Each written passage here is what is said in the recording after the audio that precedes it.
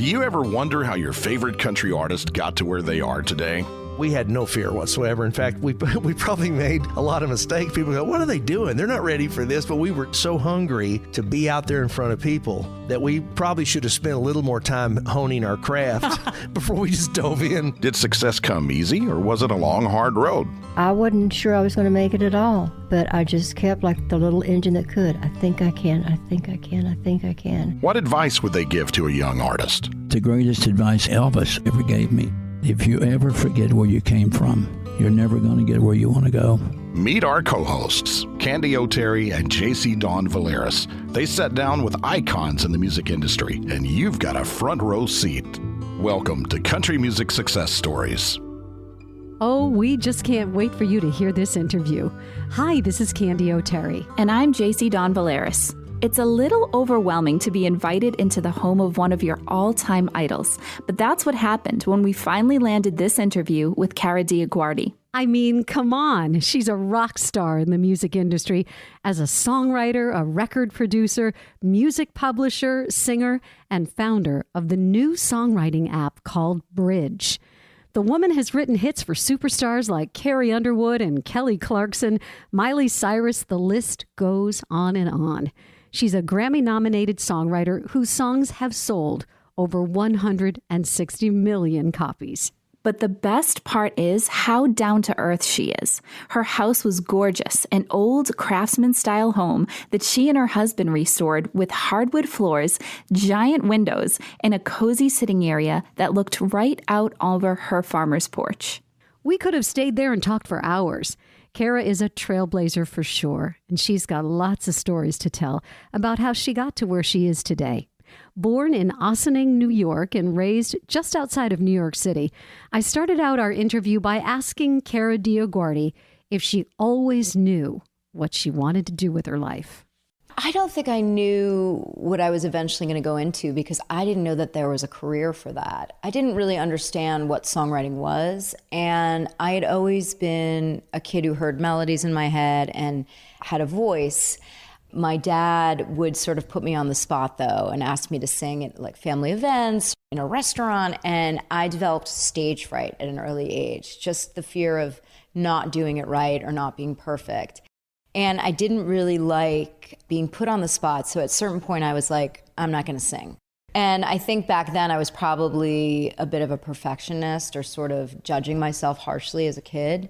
So I kind of shut that down and was like, what is everybody else around me doing? You know, where everyone's just going to school, they're going to go to college, they're going to be lawyers or doctors. And so I followed them.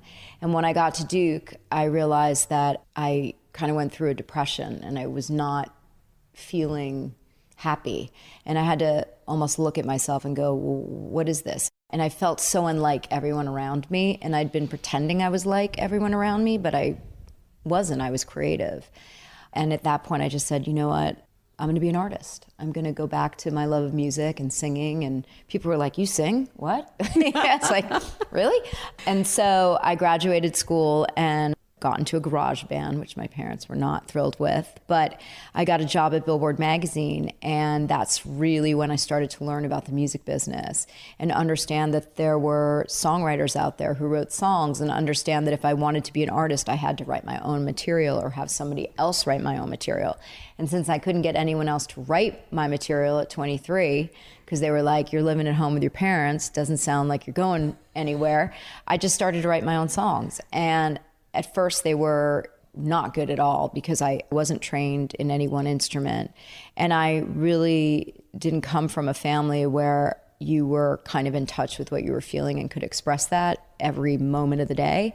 And that, for me, is where the core of songwriting really lies. It's in knowing who you are and being able to look at those dark corners inside of you and really learn how you tick and figure out how to express that in a way that's unique. They say that the album, the cassette, the CD that you bought when you were 14 years old, musically kind of defines you. Mm-hmm. For me, that was Linda Ronstadt's Heart Like a Wheel. Go back. What do you remember? I remember I had to save my babysitting money to go out and buy that record. What do you remember about that time in your life? I feel like I was an avid Prince and Whitney Houston fan. And then later Mariah. There was something about soul and melodies that were soulful that really connected to me on an emotional place. Even certain rock albums, but more I would say soul. And they became kind of the soundtrack to my life, but they were kind of where I defaulted when I was wanting to feel emotions that I couldn't really say back then. I couldn't express, that were just sort of inside me. And I would hear even some Michael Jackson songs, Human Nature. It spoke to the pain inside me, or sort of the melancholy. Because I think there was a sort of bittersweetness about how I viewed the world back then. Just sort of understanding from a young age that you can't have the joy without the pain. And I felt like a lot of soul music kind of tapped into that. Well, you mentioned Mariah Carey, and I had the chance to interview her years ago.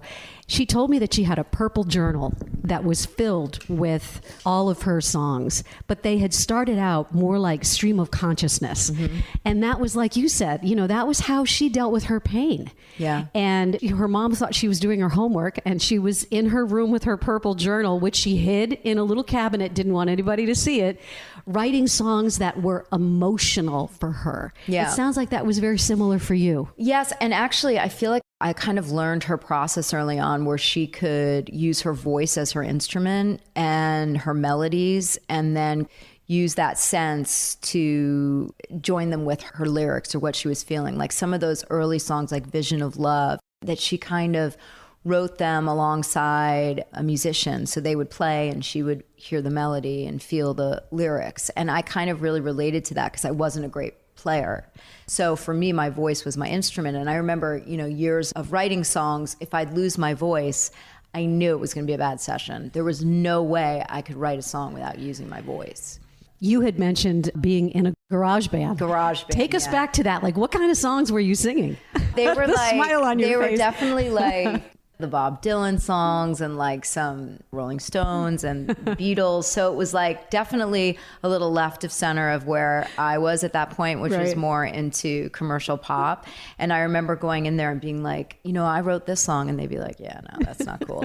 And we were called Grandma Trips, which was gotta be the worst name ever. We would play in coffee bars, and I was kind of fighting for them to listen to my songs, and they were kind of like, well, maybe we'll let you do one song or whatever. Are there any tapes hidden away of any of these? I'm sure there are. I have to go in the garage, though, and find them all. It's kind of like me trying to find old air checks. Yeah, I'd be like 85, totally 90. I'm going to be rocking out and be like, wow, okay. I was pretty good. Not so bad. But it was such a great experience because I got to perform live and I got to feel supported by a band, and it kind of solidified my desire to do this. And that's when I started realizing that if I was going to be a band and they wouldn't let me write my own material, it wasn't going to really work. So I kind of went the solo route.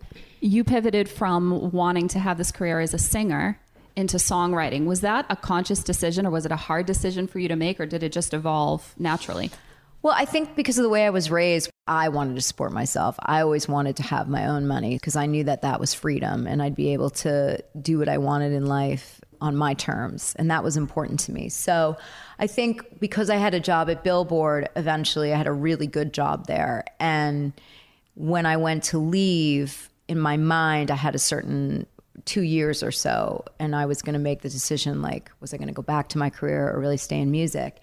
I gotten signed to a singles deal, and it wasn't going where I wanted it to go, and people started hearing my songs, and they were like, hey, can our artist use this? And I was like, if that's going to keep me from going back to my day job, yeah. So it was a way of keeping the dream alive. And what I realized is it really was more suited to my personality. I like to jump around to different things.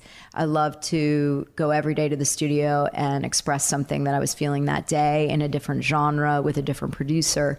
And as an artist, you can be singing that same record and those songs for 3, 6, 8 months, on tour. And also you don't really have a lot of, until you're really big, a lot of say in your schedule. And for me, I was just somebody who really loved freedom. I loved being able to wake up every day and just dream of what I wanted my day to be.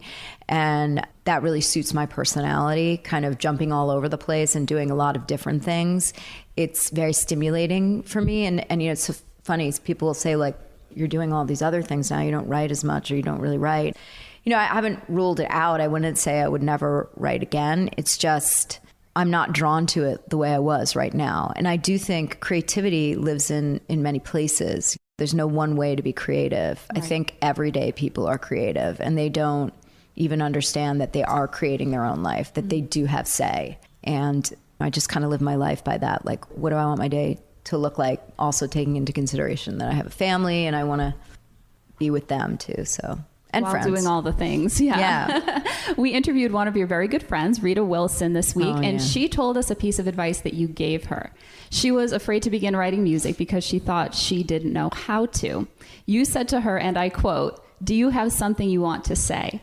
And she did, and that began her songwriting career. She completely credits you with that. Is there a specific song in your catalog that you feel like you got something off your chest that you really got to say?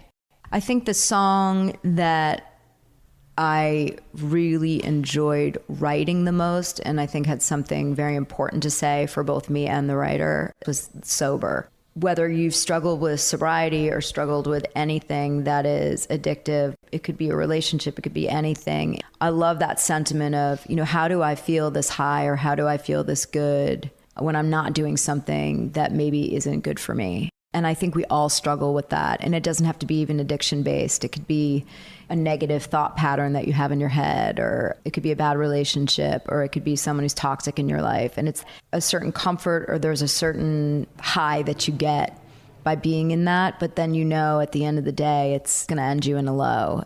Well, one of the things that you've also done is you've been really instrumental in building the careers of so many artists. Gail, Ingrid Andress, Jason Derulo, there are so many. But it takes so much more than just talent to have a successful career. So what ingredients do you look for when you are looking at a young artist and you say, that's the one I want to help? I really want to help artists who really want to help themselves. For me, it's like, if you're giving me 100%, I'm going to give you 100%. If you're only into it like 20, then that's all I can meet you at. When you're speaking about those artists, beyond their incredible talent and something that they also had to say. Because for me, that's where it all begins. You know, people always say, that's so interesting. You listen to the lyrics. If you have something to say, we can figure out how to say it.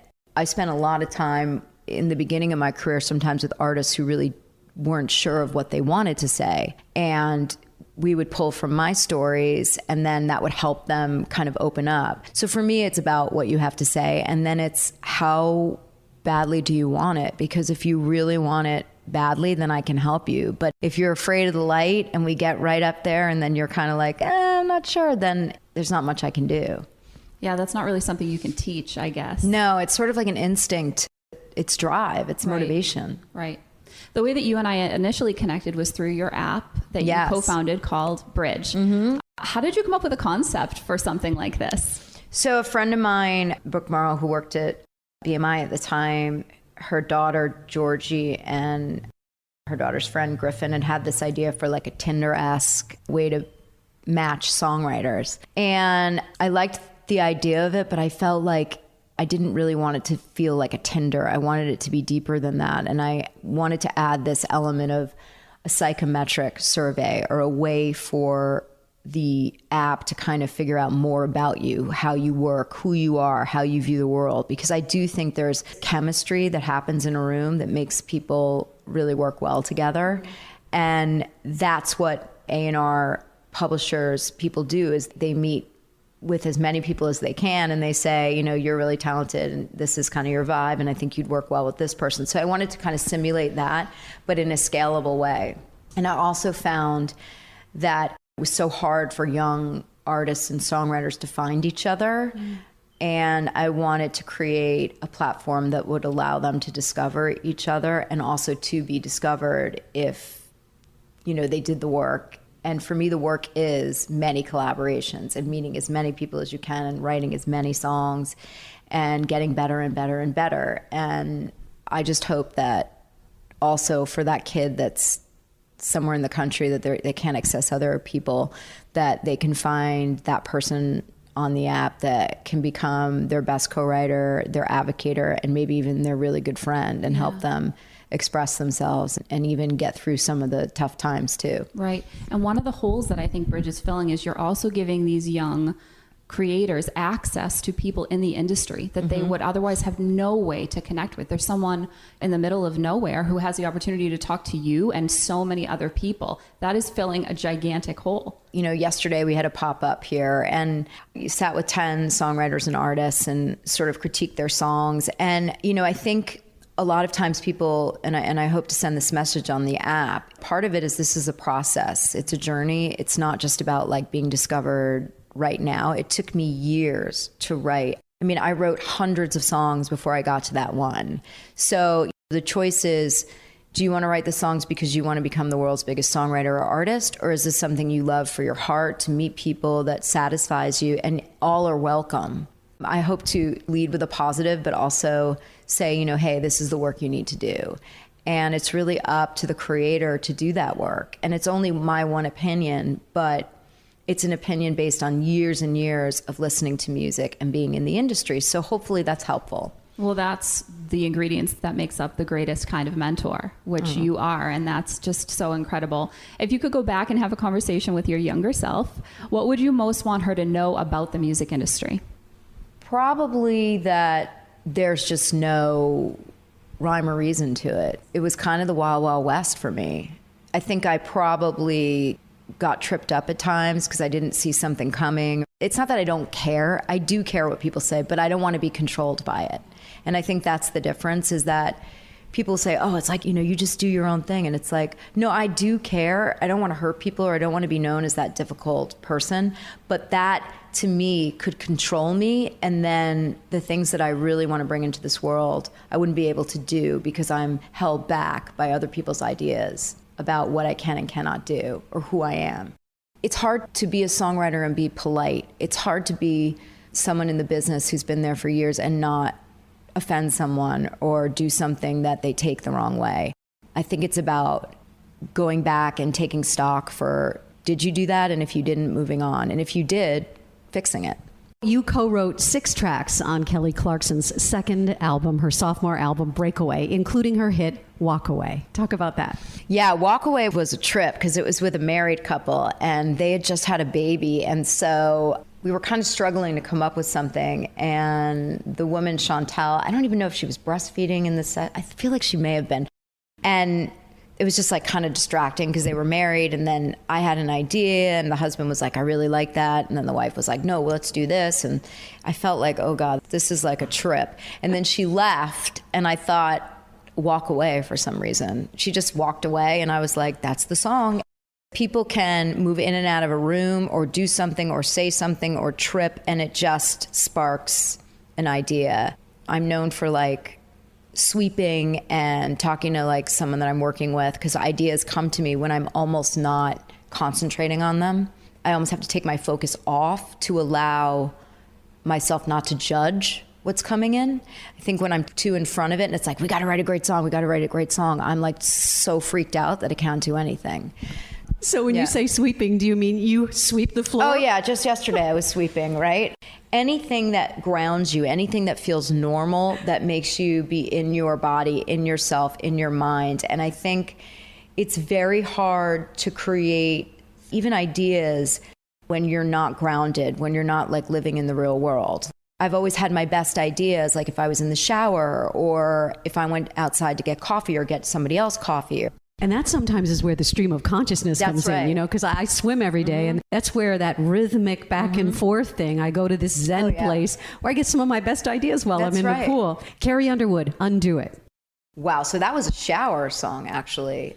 I was like nervous to go to that session because I wasn't really a country writer and I'd heard she was pretty reticent and kind of quiet, and I'm Italian, so like if people aren't speaking, I start to sweat. So I came with some ideas and one was Undo It.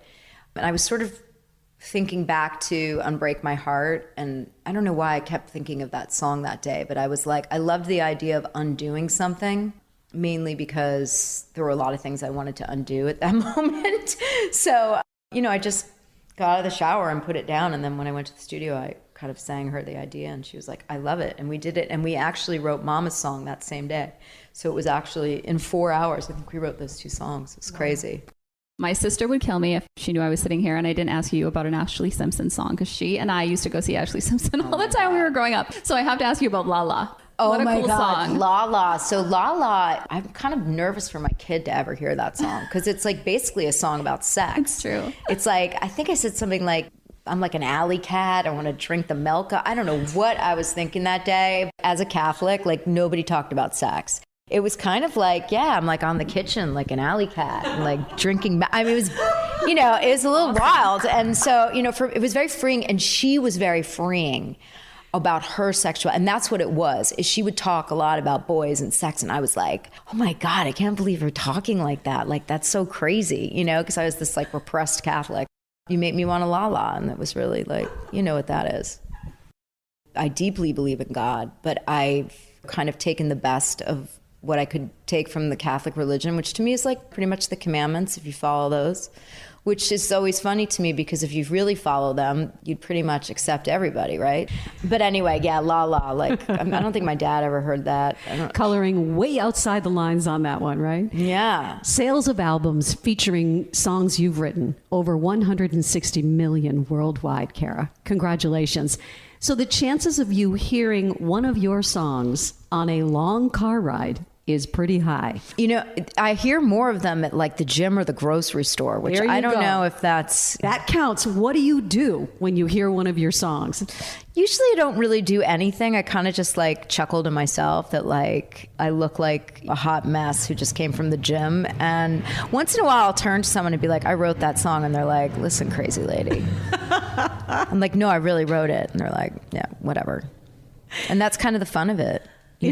That's the greatest part about being a songwriter, though, because you can have this whole life that nobody knows about. It's one thing to hear your song. It's another thing to see it paired up with a visual in a movie, on a TV show, in a commercial. I'm thinking about Hannah Montana, Glee, Alvin and the Chipmunks. Oh my gosh, I didn't even know that. The Squeakquel. Wow. That's amazing. That's got to be a good feeling. It is. I mean, I would say the best feeling for me is when it's first created because it's so pure and it's just coming out of you. And then I always just kind of release it and it goes where it's going to go. And I'm just hopeful that on the other end, somebody feels something from it and that it serves its purpose there. So I never really got too attached. It was like, for me, I fought in the studio for the purity of that moment. And then afterwards, I knew I had to kind of let it go. Yeah. It finds its way somehow.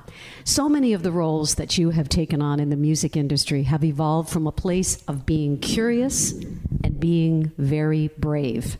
And also, it's been a male-dominated industry for you, and you've had to make your way. Being pushed into an area that you might have felt uncomfortable about, but you did it anyway, and you took that step. Talk a little bit about being brave to accomplish your goals in the music industry. It's funny. I think in the beginning, I don't know if it's brave or stupidity. It could just be that I'm doing this. This is what I'm doing. And I think it was an innate thing because I see it with my son.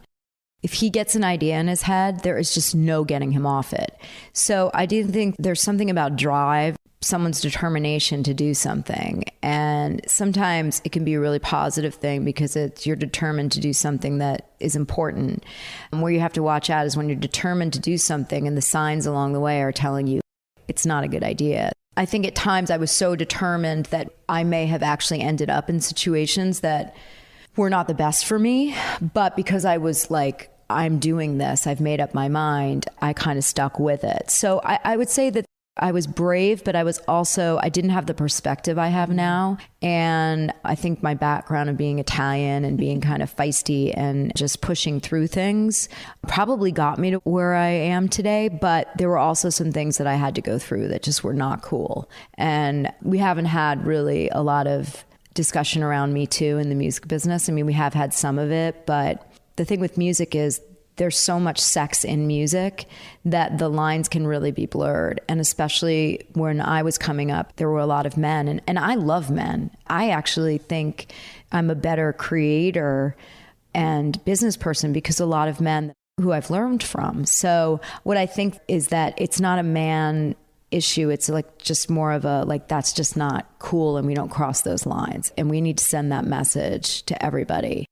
I wish I would have said something in my own career back when I was going through it, but I knew I was going to sacrifice that moment of getting to where I am. And I feel like where I am has, in some ways, influenced a lot of other women and a lot of people in their careers. So I feel good about that. You had mentioned your son. How did motherhood change you? It just really makes you look at everything about you that you need to work on, because there's no rewrite. You can't go back and like change the production. It's real time. And you're always looking for that moment that you don't want to have imprint on them, and it could just be a bad day where you're stressed out, or and you were to say something or not be there or whatever it is. And little kids, they get imprinted on, and those are the things they remember. A parent is a funny word. I feel like I'm a guide. I'm there to like see what he's into and then just pour some gasoline on that and really try to listen to him. And also making sure that he doesn't feel like the world revolves around him. I only have one child with me at home. I have a stepdaughter, and she's amazing, but she's older. So he's growing up he could be the center of the world there. And I don't want him to be that, because for me, the most important thing you can be in this world is resilient. What are you most proud of? The thing I'm most proud of in my life has nothing to do with music. It has to do with when my mom was ill. And then I knew at such a young age that I needed to be there for her, and I needed to prioritize that above everything else. There's such a sense of relief and of feeling like I did everything I could. And I think if we could all live knowing that we did everything we could, we said everything we needed to say, and we were the best versions of ourselves. Not to say that I'm always the best version of myself, because I'm not, but the moments that I am, I'm proud of. Because it takes a lot to be the best version of yourself. We all have demons, and we all have stories, and we all fail every day. So it's when we really do something right, being proud of that. And I don't feel that success is really about gold records and money. That's not, to me, the success. No one's going to talk about that at my funeral. Final question. Fill in the blank. The key to my success in the music industry has been drive. I want to say thank you so much for being our guest on Country Music Success Stories. And thank you so much for inspiring me and so many people. I'm going to cry like at the end of this interview. Oh my God, thank you're you so much sweet. for inspiring everyone with your incredible resilience in the music industry, and for being a guest on our podcast. We're so happy to be here with you today. Thank you so much. You guys are awesome. Wait, we've got a bonus interview for you. Meet this week's emerging artist. We had the chance to showcase the winner of Kara DioGuardi's BRIIDGE app contest in Nashville at CMA Fest, live on the Rhinestone stage at the Glen Campbell Museum. Her name is Christiana Alaire. Here's a piece of our green room interview. Turns out she was only 16 when she moved to Nashville from Georgia to pursue a career in country music. When people ask me, oh, how is Nashville? Or how do you like Nashville? How do you like living there? My first thing that I always say is, it is such a small town in a big city. And when I first moved here, I thought I was going to be that small fish in the big pond. And I realized that it's just so inclusive. Everybody is on an equal playing field because they all just want everybody to succeed. When I first got here, I actually had the opportunity at Belmont to listen to a convocation from Stephanie Davenport, who was working at Warner, and she said, "A rising tide raises all ships." And that is one thing that I have never been able to forget since I've lived here. Well, one of the reasons we're here today at the Glen Campbell Museum is because you are the winner of Kara DioGuardi's BRIIDGE app competition, where thousands of people voted for you to be here today. Tell me a little bit about that experience. Yeah, that was the craziest thing. I was on vacation and I saw it pop up on my Instagram that we could enter into a contest to be able to play at CMA Fest. So of course, I'm scrubbing through all my videos, finding the best 1 minute I can find, and just blindly entered, not thinking anything of it. But the first round went really well, and then the second round went well, and then the third round was a little bit tighter, and then the fourth round, and I just couldn't even believe that I had gotten to that point. But I was harassing everybody I knew to vote for me and help me and support me. And honestly, they pulled through clearly, because that was just awesome. But also, we only won by 4 votes. So it was a very, very tough competition. I can tell you that I voted for you from the very first round, which is so crazy because, it's all by luck with who's going to see you and who's going to vote for you. So maybe one of those 4 votes you can say thank you to me. Oh, absolutely. And I do thank you for that. Everybody's like, I voted right before the contest ended. And I was like, whoever it was that got me those 4 votes, kudos to you. I love you so much. Apps like BRIIDGE are so important because they really do help connect artists to each other, creators to each other. What are some of the benefits you've received by personally being connected to BRIIDGE? So I actually had the opportunity to join Kara as well as 10 other artists here locally, and we did a pop-up event yesterday, and she critiqued our original songs. We got up to perform for the whole group, and immediately after that, I had multiple DMs asking to write and setting up co-writes with people, producers. Kara even pointed to somebody and said, I think you should get in contact with this producer, and one of them was like, I would love to work with you. So it's immediately when you meet somebody, they are ready to work with you, to connect, and that's just the beauty of BRIIDGE. What an incredible mentor Kara is, helping so many artists across all genres of music. Has she given you a piece of advice that you think you'll take with you into your career? Oh, absolutely. And more than just one, from everything that she said yesterday as well as today after my performance. But the biggest thing is that she said something about how she really wants me to dive deeper into being a young, fun teenager. My writing style is slightly on the mature side,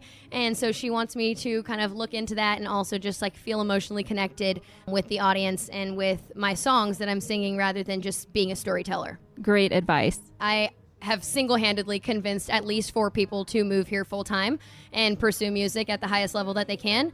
The advice that I would give them would be to hit the ground running, meeting people. The second that you get here, go out, immerse yourself in the community. Everybody there is looking to meet you, and they want to. They're going to be accepting of you, so you just have to put yourself out there because no one else is going to help you get there. You have to do it yourself. So when I got here, the first thing I did was just meet every person that I could and start writing. You get tired of sending the DMs. You want to write sometime, but it is the most helpful thing in the entire world if you come here and you just put all your energy into meeting everyone you can. Well, we want to thank you so much for being a guest on Country Music Success Stories. What can we expect from you over the next few months? What do you have going on? So I am currently in the recording process of 3 new singles. So hopefully within the next 2 months, I'll have a couple new singles out, and I'm working towards an accompanying tour as well. So hopefully either a tour of the South or a tour of my home state of Georgia. And where can people get all the information on where to see you on tour? So you can find me at all social medias and all streaming platforms at Christiana Alaire, on Instagram, christiana.alaire,